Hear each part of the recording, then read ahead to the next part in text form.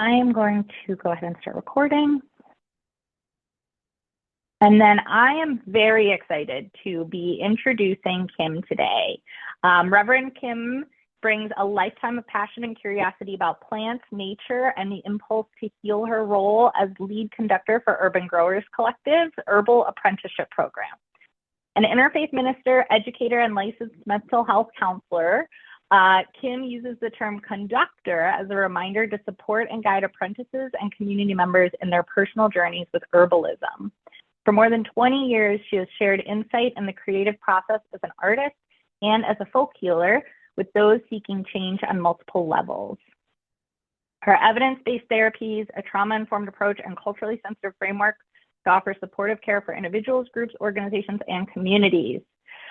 Kim discovered her first herbalism book on her Mama Alice's bookshelf as a kid growing up in rural Tennessee, and since then she has studied plant traditions from multiple perspectives with many wise teachers.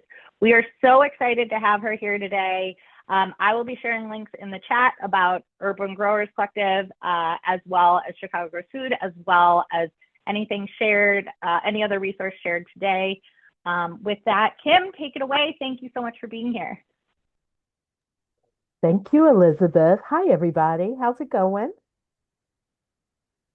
Good, Hi there, good, Kim. good. Hi, welcome. I was invited to talk to you today about formulating herbs to make mixes. This is a really, really complex question, a really, really complex notion.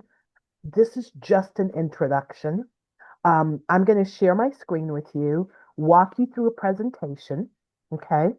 I've also prepared a handout that Elizabeth will send to you later. And then at the end of the presentation, there'll be plenty of time for questions, okay?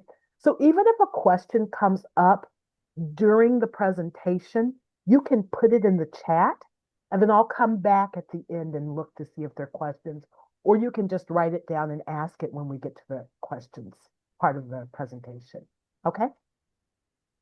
All right. So I'm Kim Crutcher. Yeah.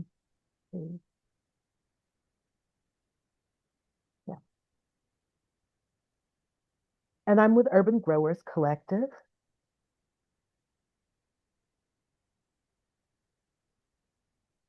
For those of you who do not know, I know Elizabeth is going to share some links with each of you so that you can learn more about Urban Growers Collective.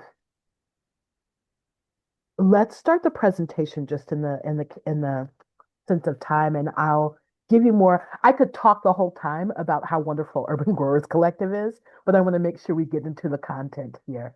But if you have questions about the organization, and if I'm able to answer them, put those in the chat as well. All right.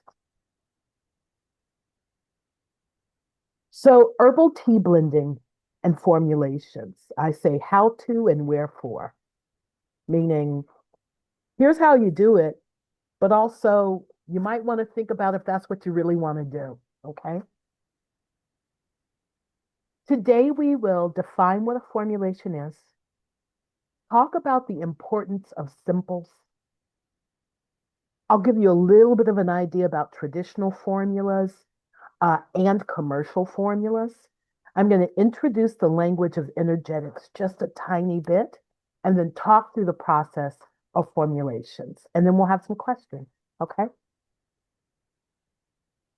So an herbal formulation is a mixture or a blend of herbs that are put together with intention to have a desired outcome. This is super important. We formulate only when two or more herbs would be more beneficial than a single herb. I'm going to say that again. We formulate only when two or more herbs would be more beneficial than a single herb. Simples or simpling, this is an herbalism term. And what it means is using one herb to get your desired outcome. So a simple means one herb. A single herb used for healing, using a single herb. It's a really good way to have a clear impact. So if I have a formula that has like 8 herbs in it and I take it and I'm like, ooh, I feel great.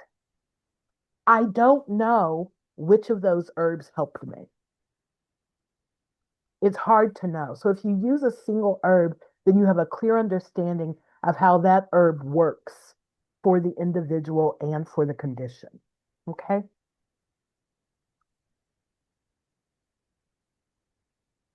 Give you just a little bit of time to think about that. Oh, I did not mean to add an extra slide.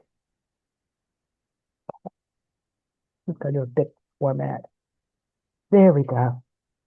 So when you're choosing to formulate or simple, um, a lot of times people think for it to be beneficial that you have to do a like a complex or a mix or a formula because that's what commercial formulas do. So often commercial herbal preparations are created using what I call the everything in the kitchen sink approach. So someone will Google herbs for a cough, and then they'll read every herb there and then get all of those herbs and put them in a bowl and then put them in a tea bag. But formula should actually go together. Everything in a formula should reinforce one another or make it easier to use, meaning use for your body.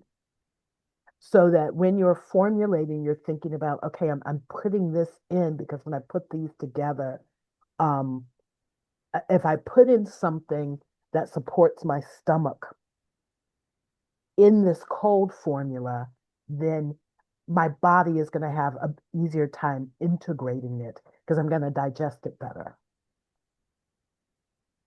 Lastly, simples are individual or invaluable because they help you understand what impact each herb has on the user. So I'm just repeating that again, like it's hard to know if that's your herb or if it's even really supporting your process, um, because there's so many herbs you can't tell. Okay. I'm going to talk a little bit about commercial formulas. Most people are encountering herbs for the first time in commercial formulas. So, number one, most commercial formulas are not put together by herbalists. I'm going to say that one again. Most commercial formulas are not put together by herbalists. They are put together by people who run herbalism product companies. And so, in many cases, those people are using the same format that I just talked about. They're kind of looking to see, okay, what works for lung health, and they put all of that in to one formula. Point number two about commercial formulas, as herbalism has become more popular, as opposed to being necessary and normal, information, experience, and scope of practice has flattened. So going back to that idea of a Google search, when you run that search, you're going to get a list. The list that you get is going to be the same list that I get. It's going to be the same list if I'm using the same browser. I'm going to get the same list that you get, even if you live in the Pacific Northwest. And we have access to completely different plants and different weather patterns. Information has flatlined. That's not a good word. It has become flat. It has become non-specific to region and individual. And in many cases, it's almost similar to allopathic medicine, where that's how a lot of people think of herbalism now, like, oh, I'm going to use, if I have a fever, I'm going to use white willow bark instead of using an aspirin, for instance. Okay. Point number three, often practices are not sustainable as they are dependent on rare or exotic plants. or even there's an organization that you all might be familiar with called United Plant Savers. United Plant Savers has a list of plants that are endangered in the wild. And one of the big points, and this is still an issue, I think it's improved because of farming, because of gardening. But one of the big issues years ago was that echinacea was disappearing in the wild because it was over foraged. And so oftentimes when we decide, okay, echinacea is the herb we all must have to support our immune function, that plant can be depleted. Okay. Um, Not encouraging shopping necessarily, but I'm sharing these two links here for places that I think do a really good job with formulation.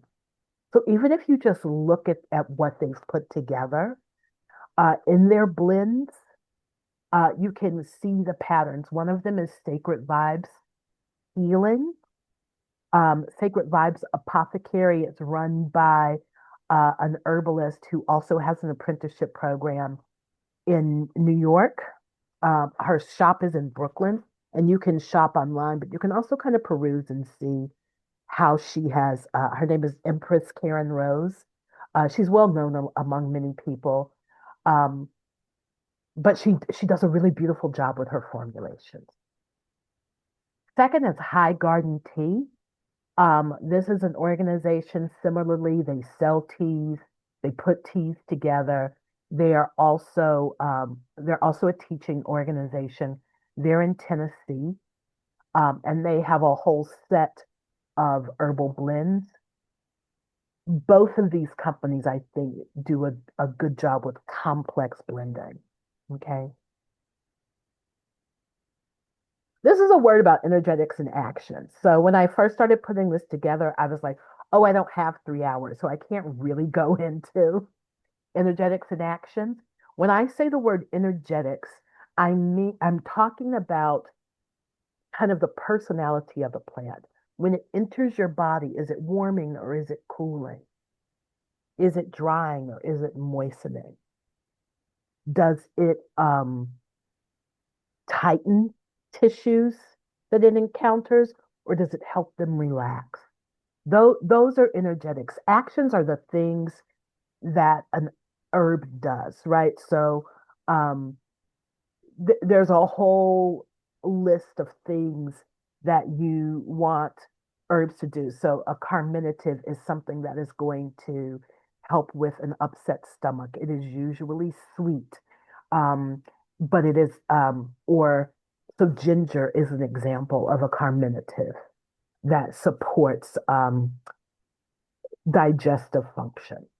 So energetics in action for advanced and accurate formulation practices, you would need to learn patterns of energetics for herbs. This information is outside of the scope of our workshop and requires an understanding of herbalism beyond the correspondences of simply replacing pharmaceuticals with herbs, right? So this is kind of the more advanced edge of working with herbs and working with formulations. It goes beyond oh, this is for this, so I'm going to take this, and really understanding that subtlety of the person and what the plant does when it encounters the person. I'll give you a moment to digest that and put any questions about that in the chat. It's a lot. And like I said, I'll go back and look at those questions. All right. So traditional modes of formulation. Um, every group of people everywhere in the world who have ever existed have modes and methods of using herbs.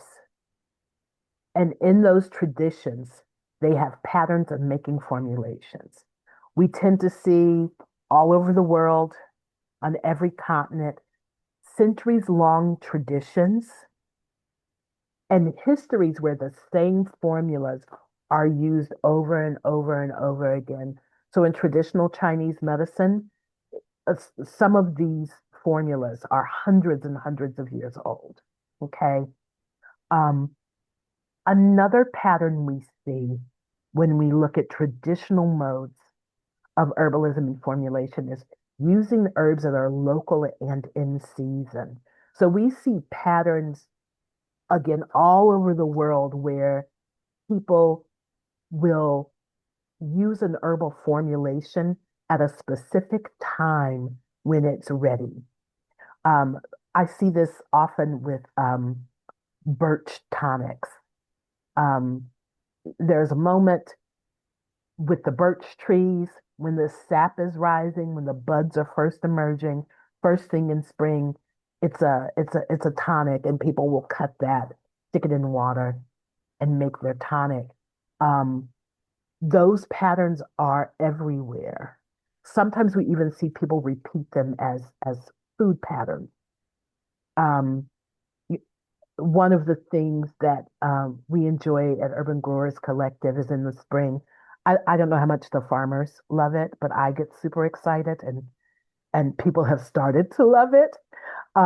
Is chickweed is one of the first things to be um, to come up. And it's one of the signs that, okay, things are ready to start growing. So I've been encouraging people, don't just remove it, clean it, and eat it. It's delicious and it primes the digestive system to get ready um, to kind of be done with the time where foods are heavier, creamier, richer, warmer weather foods. Other modes of formulation. People use methods that are beyond allopathic modes of formulation. So when I say allopathic, I'm talking about Western medicine and moving beyond the idea that a specific thing can only treat one imbalance or one illness. Number four, there's a relationship between humans and the healing plants. Um, in traditional modes, sometimes they are um, those relationships can be deeper. Um, if people are going to harvest, they know where those herbs are. So, as Elizabeth mentioned in the introduction, I grew up in rural Tennessee. There were a few things that we knew where they were, and you could walk to go get them. Um, and you kind of understood when they were going to be there and they were going to be ready. And then lastly, herbs are used to treat holistically, not symptomatically. So often, herbs are used over time. And once you gain the wisdom, there's certain herbs we only use for a day or two. There's certain herbs that we're like, this herb is good to use for a month. There's other herbs that you can use every day, um, whenever you feel like it, without any reservations, um, and using them. And when you start to think that way, it becomes like, oh, this can be a companion or this can be a visitor. So it's a very different mode of thinking about herbalism, and thinking about wellness beyond symptoms, beyond eradicating symptoms. All right, this is time to get out your pen and pencil. I'm going to tell you how to do it. Number one, decide what you want your formula to do. I want to have fewer headaches. I want to be more relaxed. I want to sleep better at night.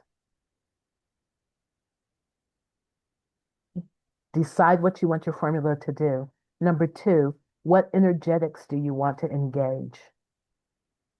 This is one of those fancy questions. What I would say is like, how do you want it to feel? Do you want to think of it almost like poetry? Like, do you want to feel cool? Do you want to feel hot? Do you want to feel stronger? Like more muscular and strong? Like, what energetics do you want to engage?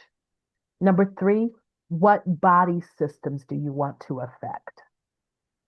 So for our purposes, I would almost put questions 1, 2, and 3 into one question.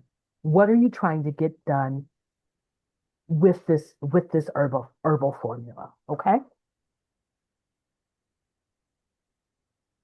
Number 4, select the key herbs based on your answers to numbers 1 through 3. So you're going to try to pick one herb here. Okay. What is the primary herb in your formula? And that's going to be one of them. In some cases, you might want to do 2. Next, you're going to select the supporting herbs based on nuances like, oh, my key herb tastes really bad. I know my person isn't going to want to take it.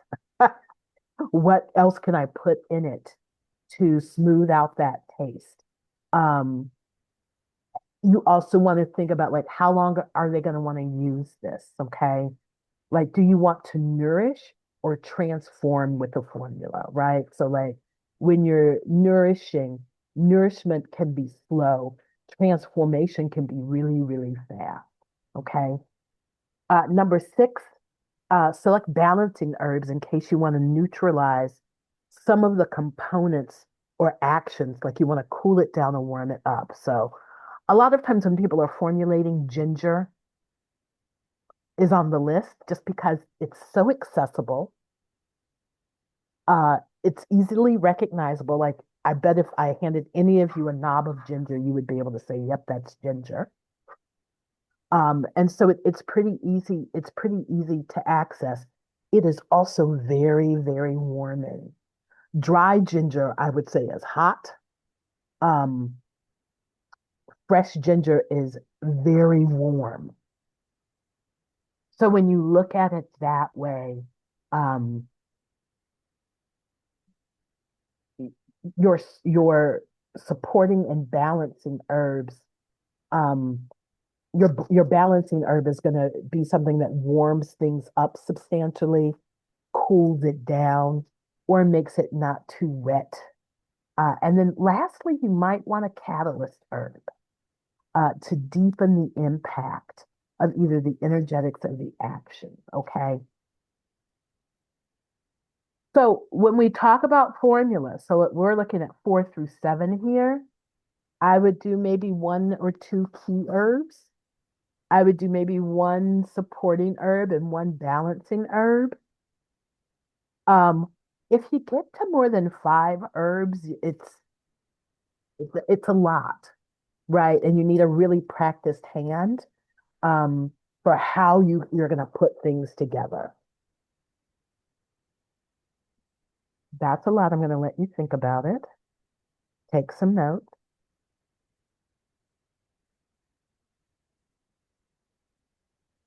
Create any questions.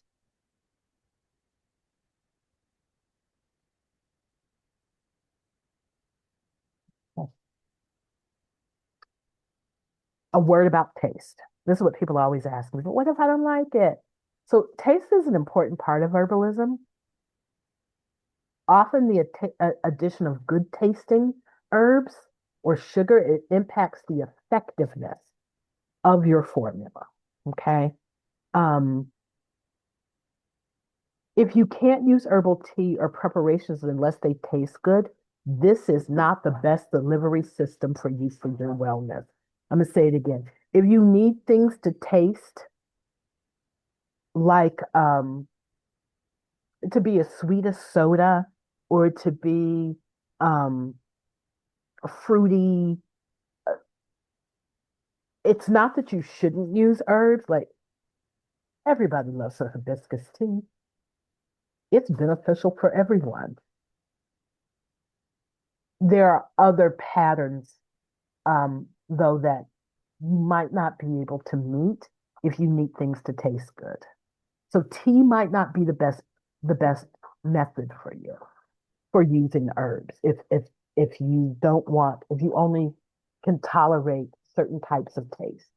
Um, One of the most valuable taste in herbalism is bitter. It's so rare in American diets. And a lot of people just can't can't deal with it. And they're going to have to get that benefit that you get from bitter taste from some other source. Number 5, good tasting herbs include whatever you think tastes good, but most people universally like mint, lemon balm, tulsi, chamomile, if it's brewed lightly. I always say chamomile smells heavenly, but its taste is bitter. Bee balm, hyssop, and again, whatever you like a lot. Okay. Um, that was kind of a quick sort of dive through formulation, but I'm going to open the floor for questions. I see that there are quite a few in the chat. I might have to stop my share. Okay, there we go.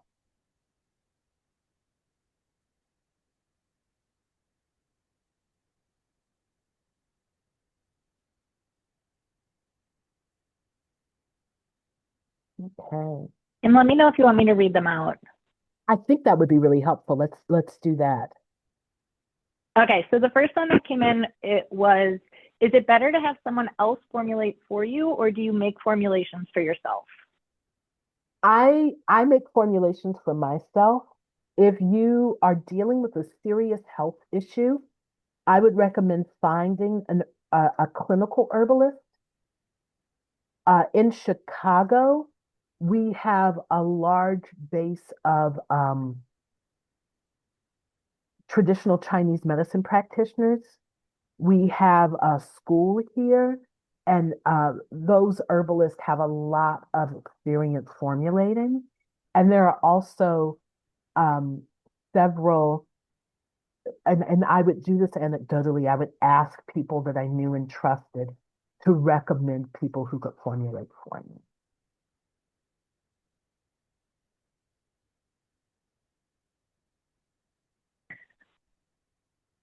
Great. And then that follow-up question is, do you have a database of practitioners or recommendations? I do not. I do not have a database of practitioners.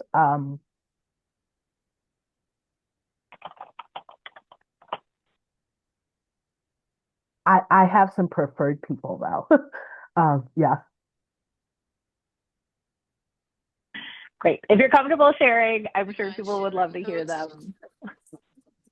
Would you mind sharing some of your preferred practitioners? Trying to think of the best way to, you know what, Rivka, if you want to hit me up or anyone else, let me think about, I don't have that ready to go. And I also don't have, I haven't told any of these people that I would be sharing their information.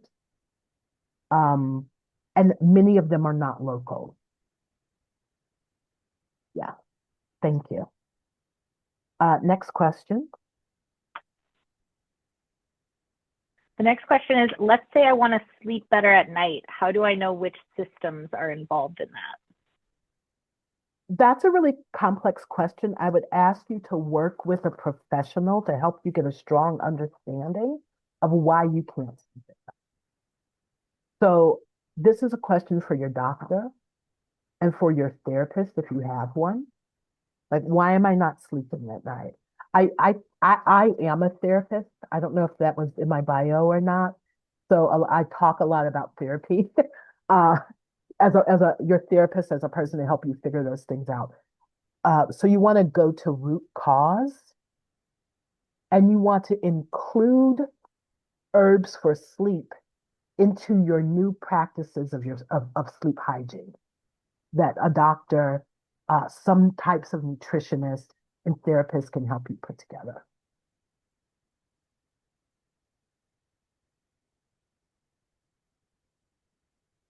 Awesome. The next question is, when there are a variety of herbs being used, how do you know what is working?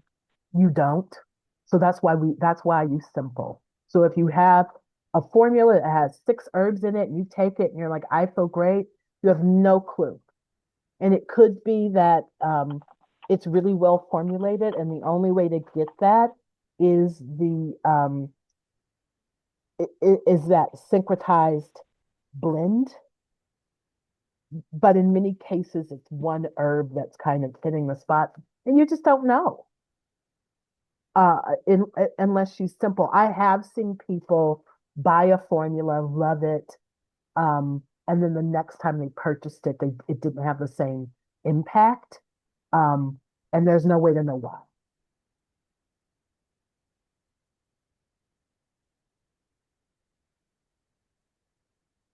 Next question that came in is there an ideal brewing time for different herbs? And is it all the same time and temperature?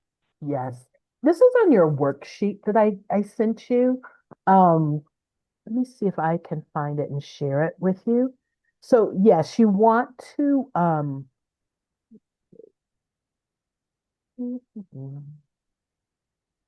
we go. There we go. So it depends on what part of the plant you're using as to whether or not for how long you're going to brew it. So I'm going to talk you through how to brew a cup of tea. Okay. Here's how you brew a cup of tea. You get your herbs, you put them in a mug, a pot, a teapot, a kettle. You measure it out. In general, if it's leaves, stems, bark, anything, I will do 1 teaspoon to 8 ounces of water. If it's dried, 3 teaspoons of fresh. Okay. And then I brew it. I put the hot water and the herbs in my cup. And then I cover it. If it is leaves, I leave this covered anywhere from 3 to 5 minutes.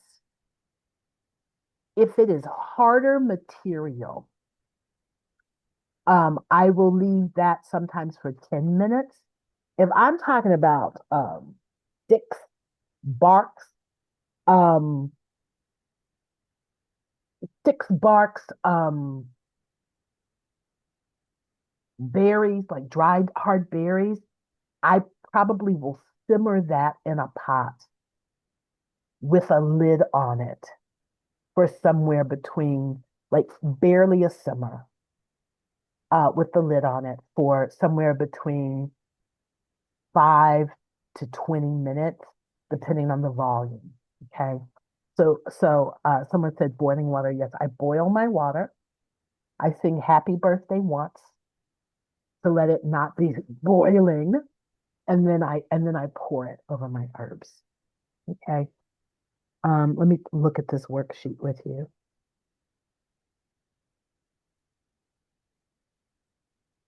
Okay. Can everyone see this? Okay. So some of these terms are laid out for you. Just a note, throwing everything in. That is not making a formula. Here's a breakdown on how to choose these herbs. Okay. And here's the answer to that question. Try not to combine hard herbs like roots, berries, and barks with leafy ingredients. It's not a complete no. They just need to be ground up really finely so that that same level of brewing time can access it, access the constituents from those harder things. Okay. But here's all of that information um, for you. Did I answer that question, whoever's question it was? Okay. Next question. Yes. Thank you. The next question is there a particular resource you use for interactions? Whoever's question that was, can you come off mute and ask? I'm not sure what you mean by that. I apologize. Thank you, Kim, for being here today. Yeah. Um, so sometimes if you're using two different herbs, you may not know whether or not they have a compounding interaction hmm or a canceling interaction or a negative interaction. So is hmm there a particular resource available for people. So when they use these limited resources, we don't mix two things that, don't go well together. Um, there's so many herbs in the world, Steve. That's a very difficult question to answer. There are some books, but a lot of them don't get into this idea of what goes with what. Um, you can use formulas that are kind of tried and true, or you can just simple and then start to combine herbs as you know them and use them. The bigger issue with using herbs is how it interacts with pharmaceuticals.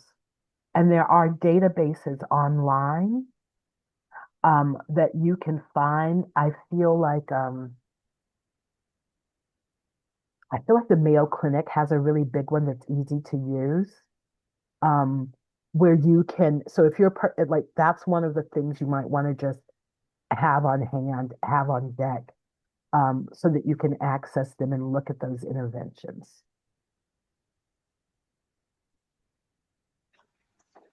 Or contraindications is what we're really talking about. Awesome. Yes. Thank you very Okay. much. You're welcome.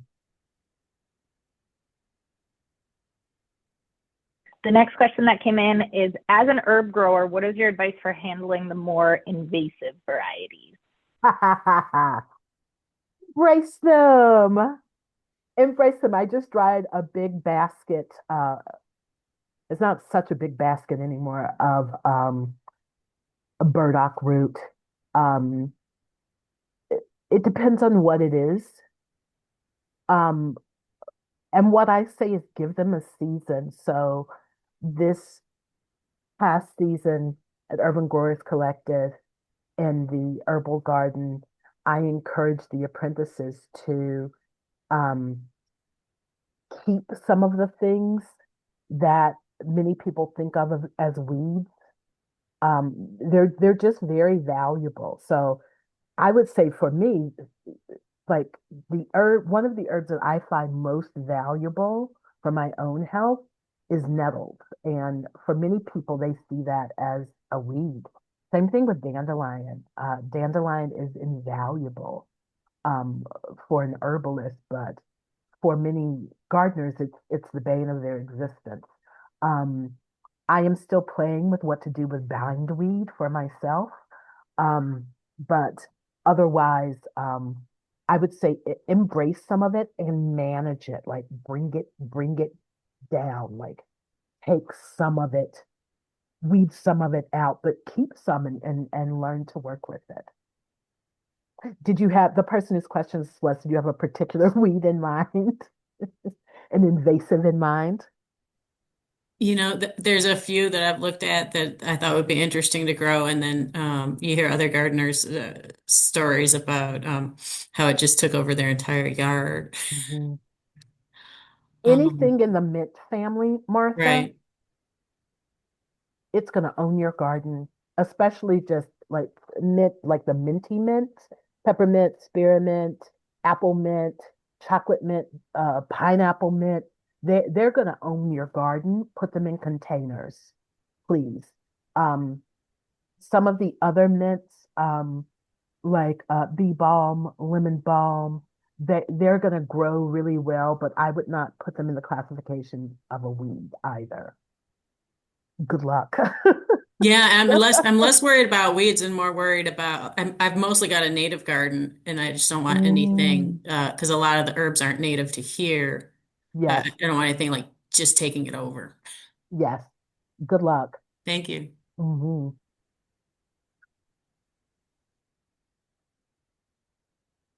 Those are the end of the questions that came in through the chat. Do others have questions?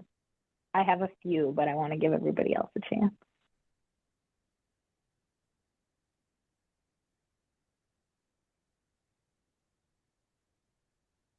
Okay, Kim, do you mind sharing some of your favorite combinations, or if others in the group want to share their favorite combinations in the chat?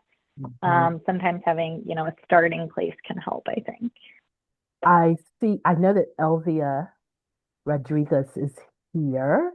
And Elvia, I don't want to put you on the spot. You don't have to, but I'm going to ask you to answer this as well.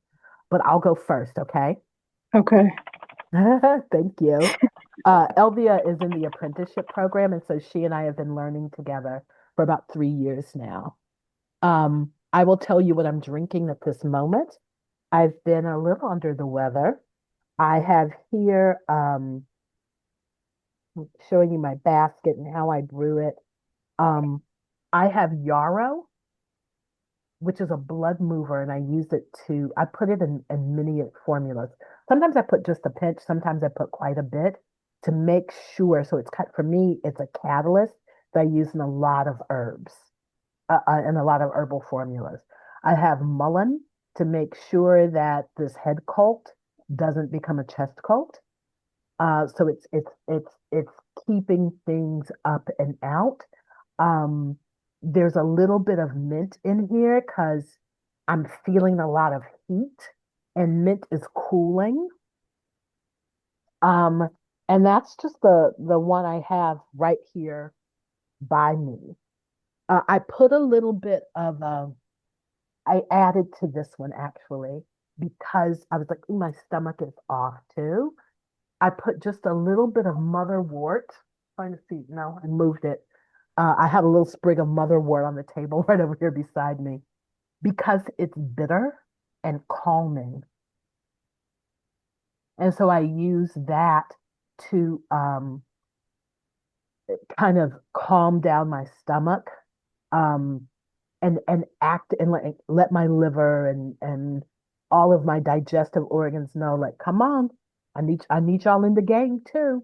So that's a formula I made that I've been drinking the last couple of days. Um, I like daily. I use nettle and oat straw, just for wellness. So I'm not using it when I have a cold, but many days I'm using these types of herbs together. They are nutritives. I use a lot of nourishing herbs for myself to keep my system healthy and to keep my body nourished. So I do nettles and oat straw together 50-50, a strong blend. Um, I make the tea, the proportions to the water are the same, but I will brew it overnight. And so I have this kind of strong, thick brew that I use as a daily tonic. Elvia, do you have any favorites you want to mention?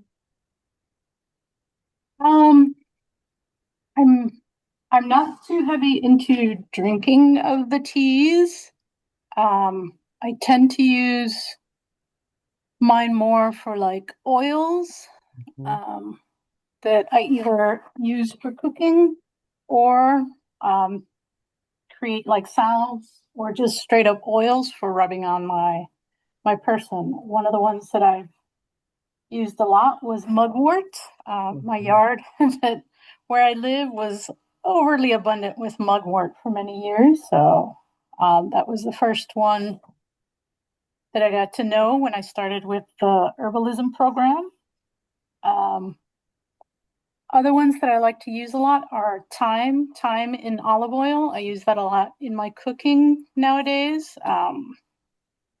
I found it very comforting when I started using thyme in olive oil, so I've kept doing that. But I'll also add sprigs of like rosemary and things like that, depending on what's being cooked. And I also experimented with something for my dog. I have an older dog Oh, I love who, this. Yes. who was having issues walking. And one of the books that we've been using in the herbalism class is called The Gift of Healing Herbs by Robin Rose Bennett. And in there, it's called the Post-Surgical Musculoskeleton Healing Infusion. It's a big long name, but it's basically sorry, one of my cats is uh, being present. Um, but she did a tea using comfrey leaf, red clover blossoms, and oat straw herb. Um, and like myself, my dog was not very much into drinking the tea, so I did what I do and I made it an oil. And so I've used it both as something to add to his food. And I've also rubbed it on his skin. Like I made the three together and used that for a while. And then I've also had them separately as oils, their own individual oils, and added different ones depending on what the need was. Thank you for that, Elvia. Yeah, Sure. I've framed this formulations in teas, but you can also infuse oil. I would say just start with dried herbs because fresh ones will mold in the water. As the water is extracted, that will mold. So you want to dry your herbs out before you use them um, for infusions in oil. And the idea is dried herbs in a jar, um, cover them with oil. You want to use like a chopstick or the end of a fork and poke all of the air holes out to make sure it's completely submerged and there are no pockets of air because that's where mold comes in again. And then you want to put that someplace dark for about 4 weeks and then strain it out. Um, any other questions?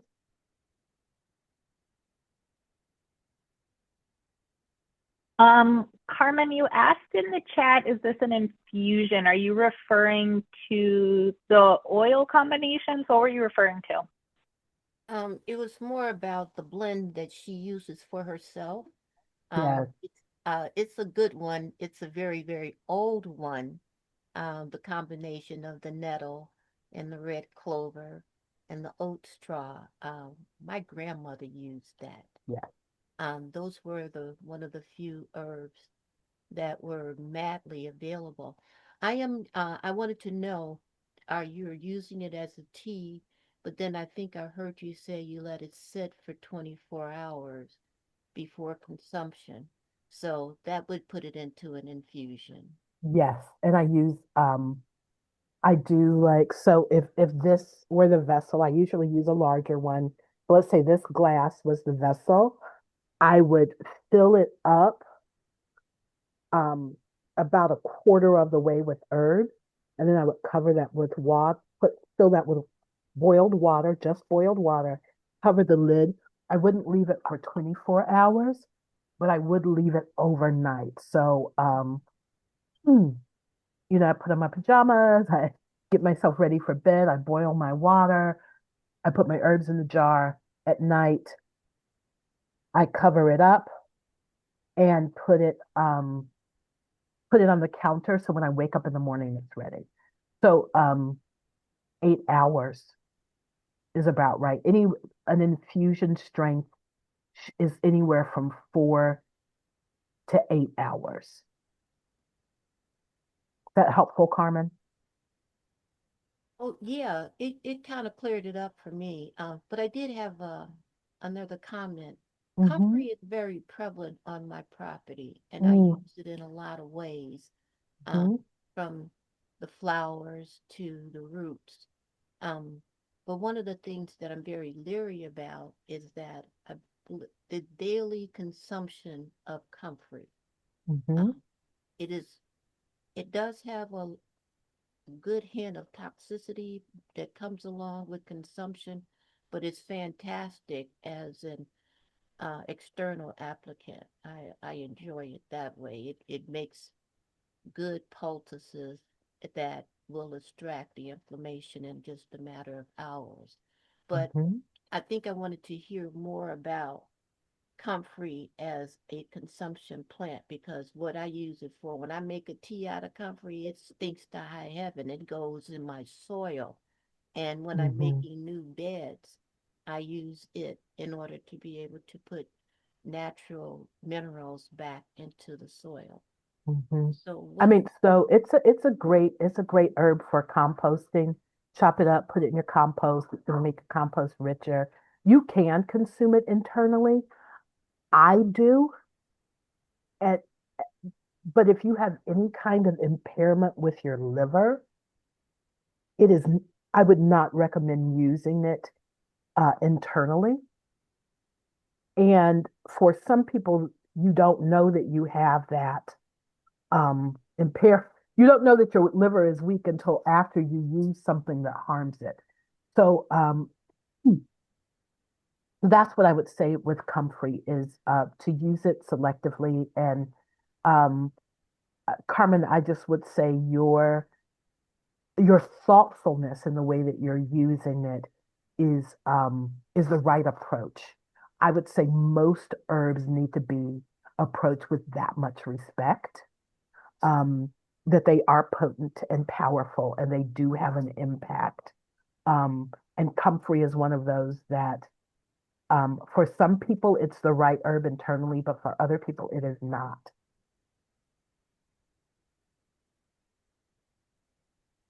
I think that as we're coming towards the end here, I will say I think that kind of Carmen, what that last question led us to is there are no hard and fast rules.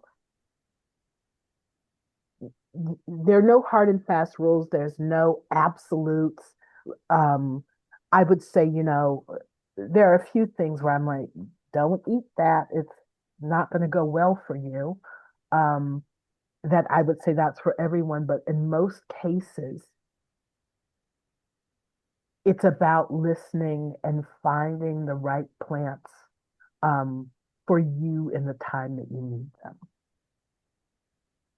I have to agree because everything does not work for everybody. Exactly. I I have had exposure to individuals where a combination or a surgeon would be good for one, but it's too much heat for another, and it doesn't necessarily have to be. I use a lot of cayenne, so Mm-hmm. where it's a good blood stimulator for me. It gets my circulatory system moving very rapidly, very quickly. But some other people, it would either just kind of wipe them out, you know. It's not a good thing. So I think Mm-hmm. when you're addressing the individual, the psychological implications that are there, they really need to be taken into consideration. Just because you know a plant that says it worked for you, it stopped the bleeding, it stopped, I know, and there's several of them like comfrey and yarrow and plantain. They are all available, but they don't all work in terms with everybody. So where it may be good for one person, it you can't apply it. So Yes. And Carmen, that goes into what I was saying in the beginning about energetics and actions in the individual and what their needs are. And that is just it is outside of the scope of what we can cover today. But thanks to all of you. Um, you have a worksheet. Um, it's been fun hanging out with you. And Kim, yes, Oren, hi. hi. Kim, just want to say thank you for always showing up for me and us. Appreciate it. My Also, pleasure. Carmen, always listening for your words of wisdom as well. Mhm. So thank you.